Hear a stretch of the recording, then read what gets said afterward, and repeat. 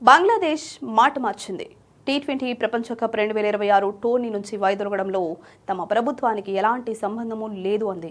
ఈ మేరకు బంగ్లాదేశ్ క్రీడా శాఖ సలహాదారు ఆసిఫ్ నజ్రుల్ ఊహించని ట్విస్ట్ ఇచ్చాడు.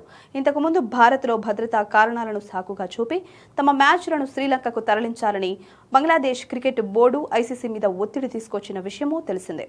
కానీ భారత్లో అలాంటి పరిస్థితులు లేకపోవడంతో ఐసీసీ ఒప్పుకోలేదు. దీంతో బంగ్లాదేశ్ మెగా టోర్నీ నుంచి తప్పుకుంది.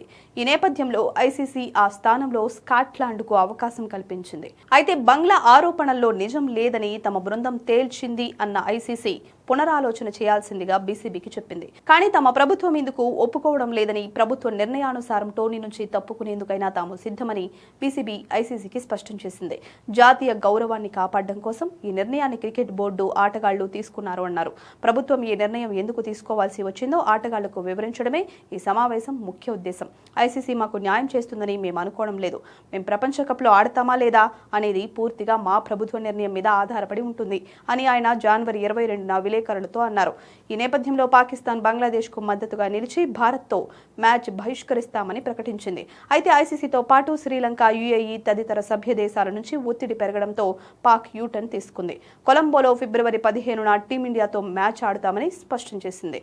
ఇక బంగ్లాదేశ్ బోర్డుకు సైతం ఎలాంటి పెనాల్టీలు విధించబోమని ఐసీసీ పేర్కొంది. ఈ నేపథ్యంలో తాజాగా విలేకరులతో మాట్లాడిన ఆసిఫ్ నజ్రుల్ తమ మాటల్ని పూర్తిగా మార్చేశాడు. ప్రపంచ కప్ టోర్నీలో ఆడలేకపోయినందుకు మాకు ఎలాంటి పశ్చాత్తాపమూ లేదు. టోర్నీలో ఆడకూడదు అన్నది పూర్తిగా బీసీబీ ఆటగాళ్ల నిర్ణయమే. దేశ క్రికెట్ను రక్షించేందుకు వారు త్యాగాలు చేశారు.